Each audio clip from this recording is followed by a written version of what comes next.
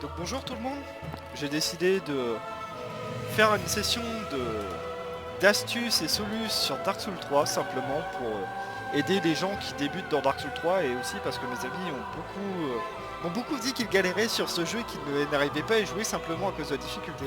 Alors que le jeu n'est pas si difficile que ça, vous allez comprendre assez vite. C'est vraiment beaucoup plus simple que vous croyez. Je vais vous montrer tout de suite quelques astuces, donc on va commencer en lançant une partie. Yes, Bon, indeed. ça vous le verrez chez vous, je vous expliquerai peut-être un résumé. It is cold. Voilà. Donc ici, voilà, on va créer notre personnage. Très important le départ, la création du personnage est très importante dans Dark Souls, non seulement parce que vous pouvez faire n'importe quoi pour changer comme vous voulez votre personnage, une femme simplement parce que les grosses épées avec une femme c'est beaucoup plus marrant. Bien sûr il faut qu'elle soit mince si on veut que les grosses épées avec une femme ce soit marrant. Aucun préjugé ou aucune misogynie là-dessus. Je vais vous montrer d'abord comment choisir sa classe. Simplement la classe est vraiment le truc le plus important si vous voulez bien débuter dans Dark Souls. Bien débuter dans Dark Souls ça veut dire pas mourir 300 fois avant de réussir à jouer. Et pas mourir 300 fois avant de réussir à jouer ça veut dire prendre du plaisir à jouer. Donc pour ça je vais vous montrer très rapidement. D'abord sélectionnez quelque chose qui a beaucoup de vie et d'endurance. Parce que souvent quand vous débutez dans Dark Souls vous allez utiliser beaucoup le bouclier et pas réussir à bien utiliser les roulades. Ce qui est donc, il faut régulièrement utiliser un bon bouclier. Et les bons boucliers consomment de la vigueur quand vous faites taper dessus. Si vous n'avez plus de vigueur, votre bouclier vous fera perdre plus que gagner. Et vous pouvez pas taper quand vous n'avez plus de vigueur non plus. Donc c'est important d'avoir pas mal de vigueur. Et la vie, ça vous permet plus d'erreurs. Vous augmenterez aussi votre DPS avec la vie parce que simplement, vous mourrez moins rapidement en fait. C'est comme ça qu'il faut le voir aussi. Après, vous augmenterez de temps en temps votre DPS selon ce que vous voulez, bien sûr.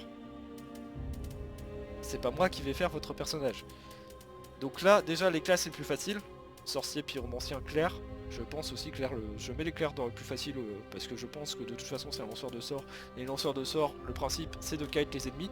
Bien que en général, les gens qui utilisent des miracles, donc là lui, utilisent des miracles de soins qui sont difficiles à placer en général. Il y en a beaucoup qui prennent ça. Personnellement, je déteste les sorts dans Dark Souls. C'est vraiment... Il n'y a pas de gameplay en fait. Juste on recule et on tape avec les sorts. C'est vraiment... C'est vraiment pas fun. Franchement, vous n'allez pas vous amuser. Je vous le conseille pas. Le mendiant, évitez. Sauf si vous voulez vraiment jouer un gameplay hardcore. Tout simplement parce qu'il a aucune stat. Il est équilibré partout. Et il a des armes inutiles. Bon, ça permet au moins de choisir votre gameplay, on va dire. Ensuite, dans les choses utiles, il y a les chevaliers. Chevalier qui a beaucoup de vie, beaucoup d'endurance, beaucoup de vigueur. Donc très pratique si vous voulez porter des armures lourdes en ayant beaucoup de points de vie et d'endurance.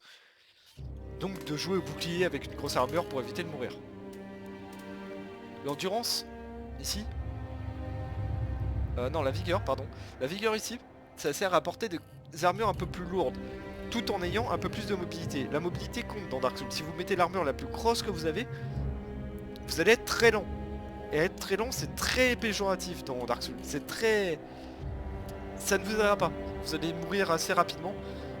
Même si vous prenez peu de dommages, vous allez tout le temps en prendre. Et au final, bah, vous n'arriverez jamais à tuer qui que ce soit en fait.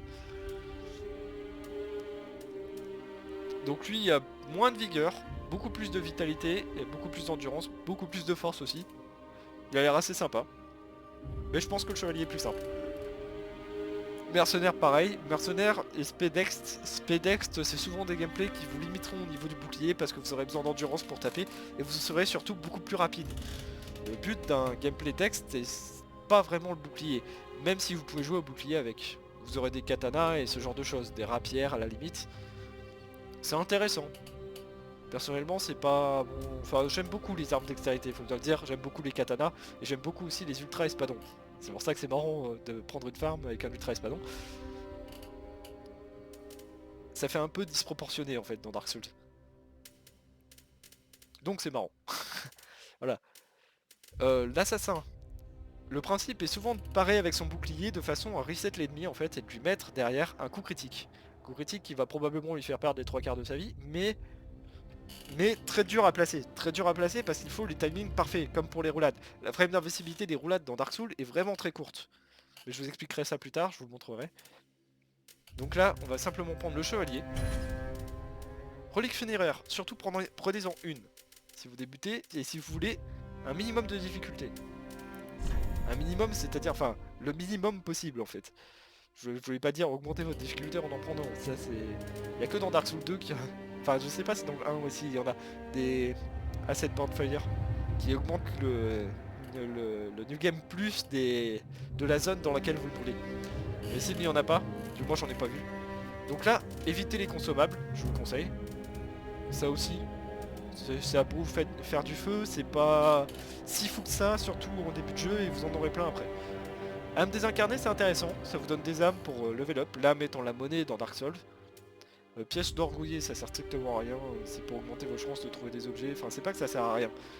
C'est que vous allez pas vraiment l'utiliser de toute façon, et même si vous l'utilisez, ce sera pas forcément worse. Œil rouge fissuré, c'est pour le PVP. Jeune branche blanche, c'est pour le PVP, plutôt un anti-PVP en fait, mais c'est inconsommable, donc je vous le conseille pas. Voilà, donc là, l'anneau de vie est largement le plus simple pour débuter, même si vous allez finir par retrouver des anneaux de vie un peu partout et ne pourrez pas en équiper des. L'âme désincarnée est très intéressante, une fois que vous aurez passé le premier boss, mais si vous voulez avoir le minimum d'erreurs possible, je vous conseille tout de même l'anneau de vie. Là, c'est ce qu'on va prendre dans le but de vous aider. Mince. Apparence, vous pouvez faire vraiment n'importe quoi, je vous conseille de regarder si vous avez envie. Personnellement, je vais laisser ça, c'est très bien. Je vous montrerai mon main peut-être, de temps en temps. Voilà, là on va commencer le jeu. Et on va terminer la session de game ici la première session, qui servira surtout à vous expliquer du coup comment choisir votre classe. La prochaine fois, je vous expliquerai comment battre la majorité des mobs simples. Et de beaucoup de boss. Je vous montrerai un exemple sur un mob et ensuite un exemple sur un boss. Voilà, début du jeu, descendre on redevient humain, la base. La naissance de tout homme, c'est connu.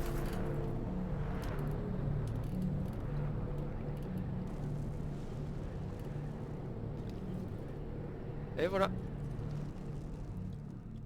Donc j'aurais beaucoup de choses à dire sur ce jeu. Simplement dans le but de vous aider et dans le but de m'amuser après tout. Dans le but de partager ça, car finalement c'est un jeu qui mérite d'être partagé. Ce jeu est très beau, le background est très beau, l'ambiance est très belle et franchement il mérite beaucoup plus qu'un simple non c'est trop dur. C'est la récompense aussi de ce jeu là, quand on réussit à y jouer. Et franchement ce jeu n'est pas si dur que ça, je vous le redis encore une fois.